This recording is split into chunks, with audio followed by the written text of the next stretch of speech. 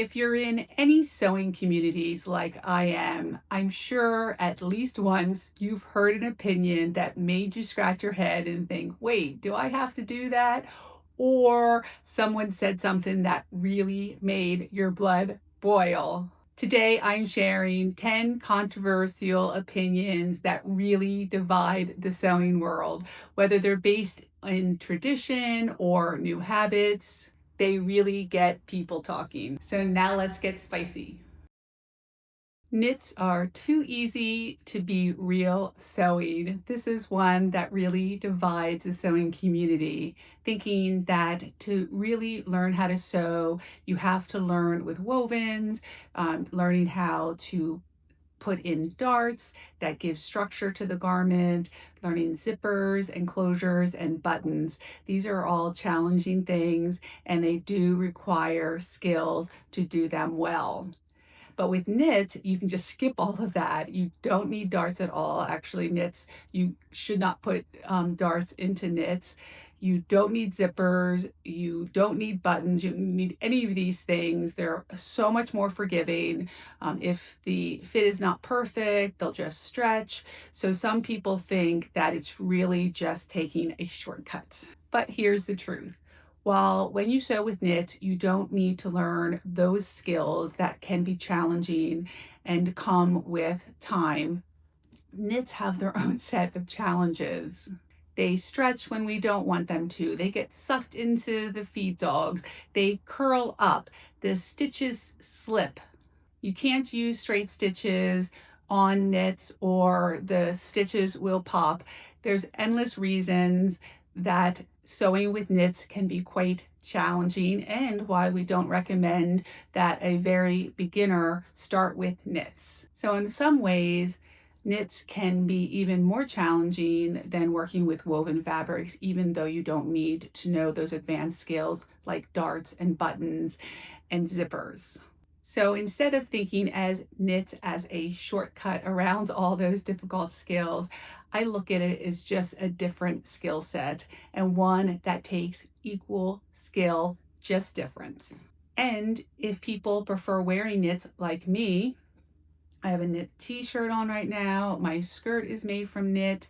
It just makes sewing so much more enjoyable and not having to put in buttons or zippers or create darts. It gives confidence to early sewers and that's all the better.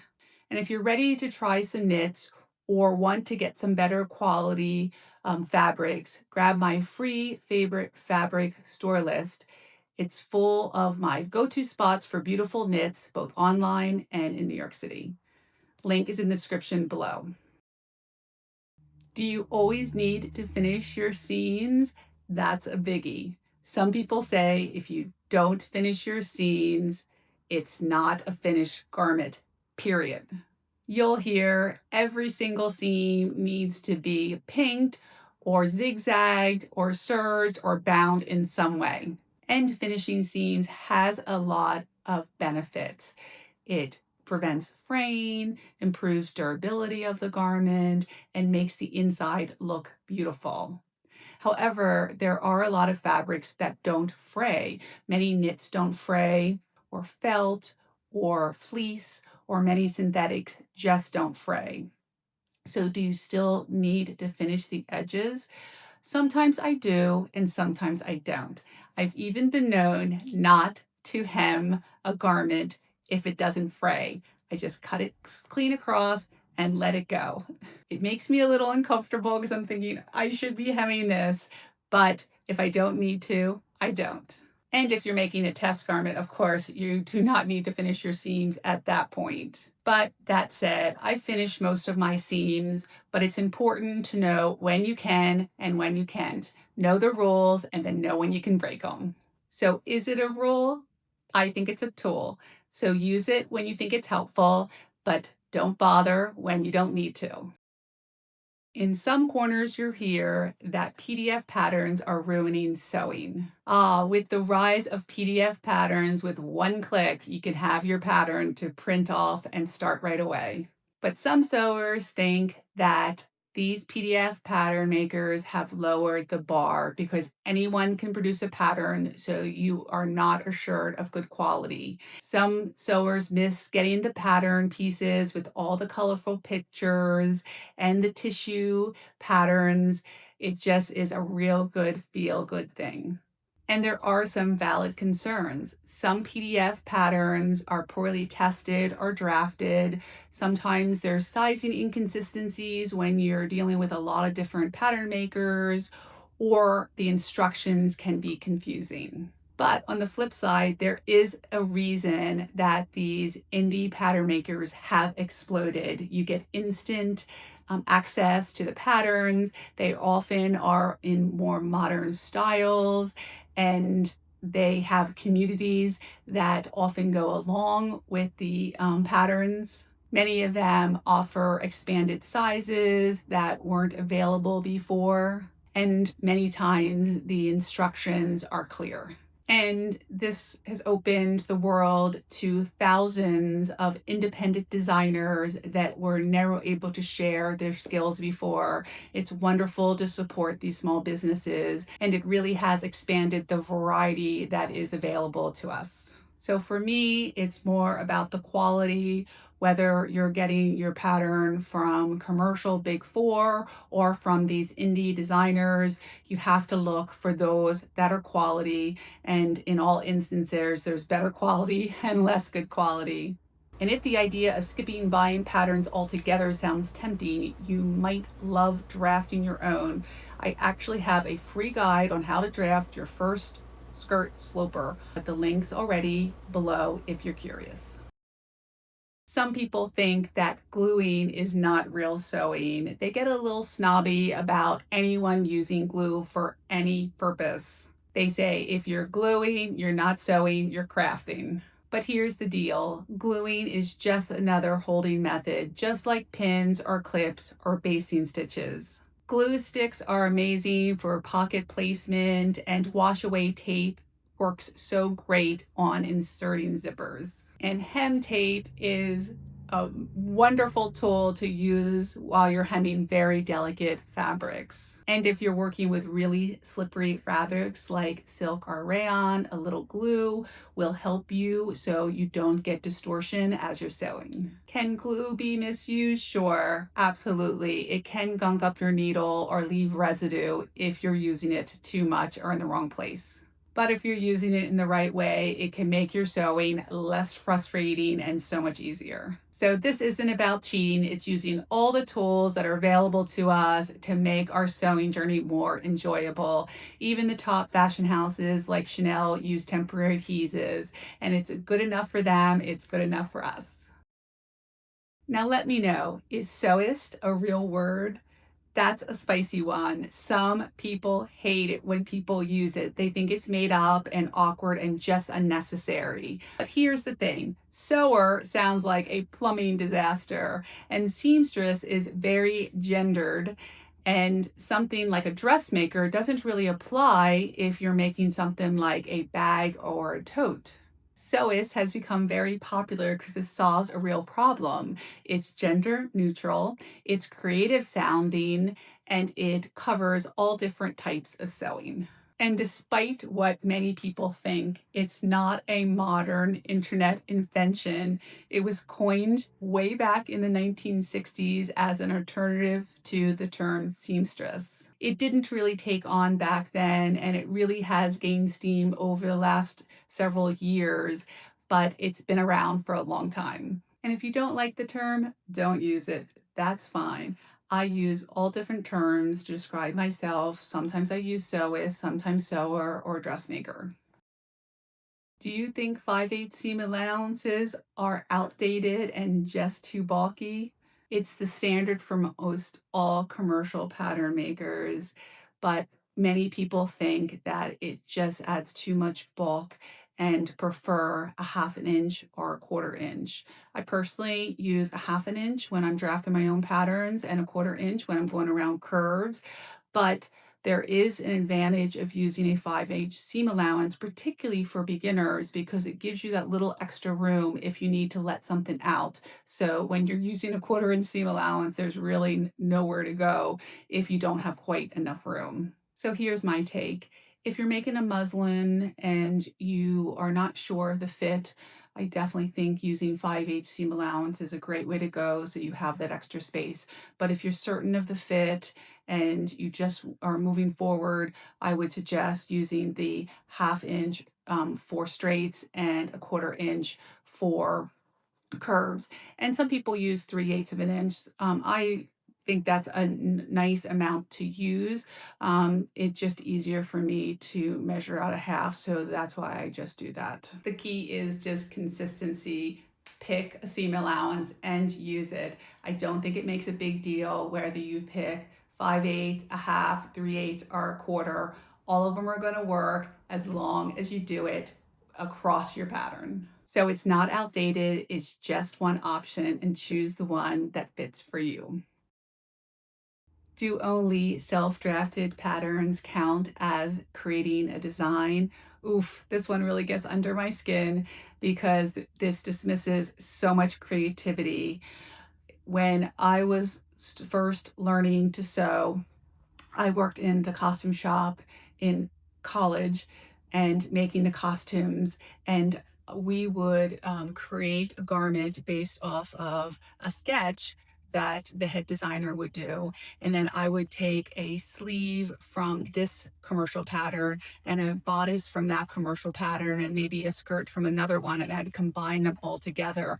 And that's what people often do. They'll purchase a commercial pattern, they might adjust the neckline a bit, they might think that they want the skirt a little wider, so they are going to make adjustments, or they might do what I did and just mishmash two patterns together. That's all designing. You don't need to draft from scratch. You can still just make these minor modifications to existing commercial patterns and you are still designing, and I encourage you to do it.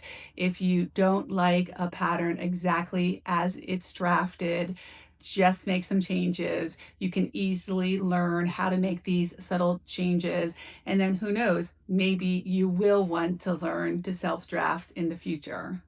Now, I do believe there's real power in learning to draft. That's why I offer a free skirt sloper guide to help you start with something simple. And if you've heard me mention it earlier, this is the sign to actually go download it and give it a try.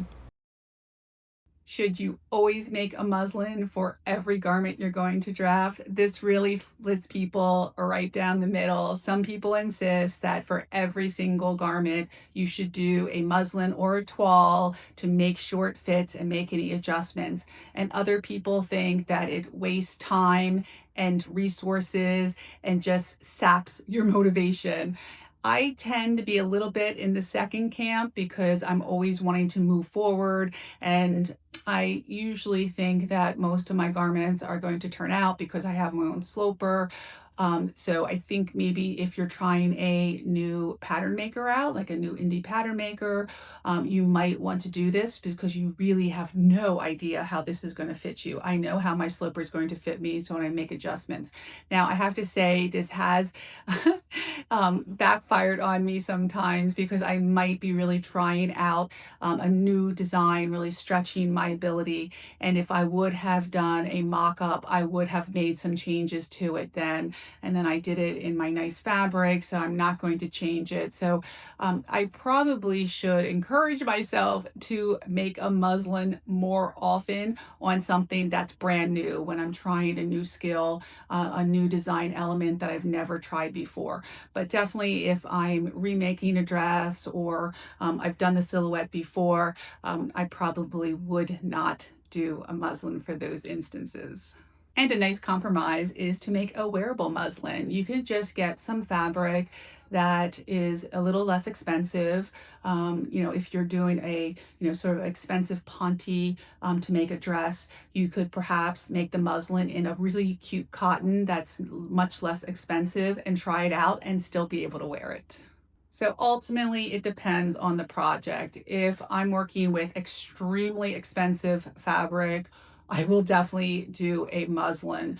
or if I'm trying out something that's a little bit more complex in the future, I'm going to try to get myself to do a muslin, because then I think I will be ultimately more happy with the final result as I can tweak things, in the muslin phase. So commercial patterns are trash. Some people think this. I think I'm in that category myself. But let's be fair. Let's look at both sides of it. So, commercial pattern, the big four have been around for decades. So they have taught many of us how to sew, including myself. I used commercial patterns for a very long time before I learned to draft my own. So they really have helped all of us learn how to sew. But there can be some downsides with them. Their styles are often outdated now. Their instructions can be infuriating.